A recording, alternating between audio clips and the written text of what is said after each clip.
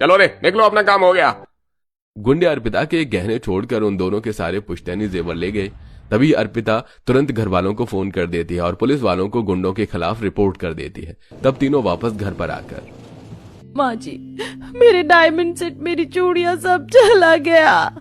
मैंने तो आप लोगों को पहले ही समझाया था। बहू समझदार है, फिर भी तुम लोगों को कुछ समझ नहीं आता।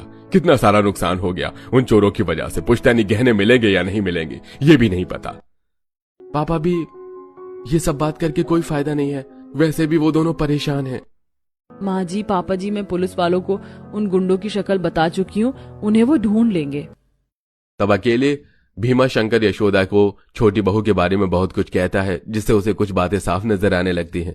2 दिन बाद पुलिस भी गुंडों को पकड़ के उनके सारे पुश्तैनी गहने लौटा देते हैं, जिससे सास की जान में जान आती है। 1 हफ्ते के बाद सास ससुर की सालगिरह थी। बड़ी बहू सिर पर पल्ला रखती है, पाँव में पायल होती है, मेहमानों को चाय नाश्ता पूछती है। वहीं छोटी बहू वेस्टर्न पहनावे में कार्टून की तरह हर तरीके की ज्वेलरी पहनकर पार्टी में आती है और उसकी ड्रेस भी देख आसपास के लोग बातें बनाने लगते हैं।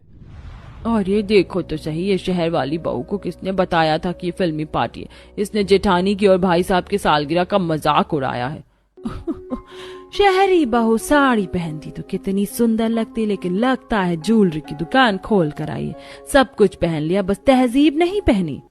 अरे हाँ, दूसरी बहू अर्पिता, उसका पहनावा देखो, आंखों को सुकून देता है। घर की बहू है, मर्यादा की मूरत है।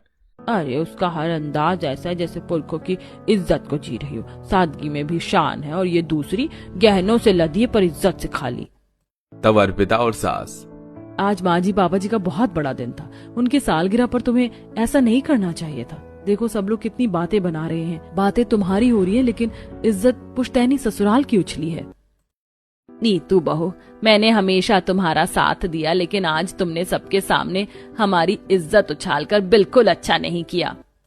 ये सब कुछ सुनकर नीतू को अब शर्मिंदगी महसूस होती है।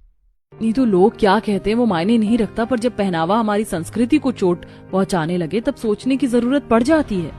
मैं कहता रहा यशोदा, पर तुमने कभी समझा नहीं। एक अर्पिता बहू है जिसके पल्लू करने से खानदान की इज्जत झलकती है, और दूसरी बहू को देखो।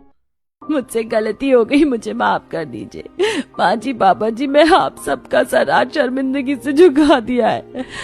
आपका खास दिन खराब करने का मुझे कोई हक नहीं था। मुझे एक मौका और दीजिए जेठानी जी, क्या आप मुझे तैयार करेंगी?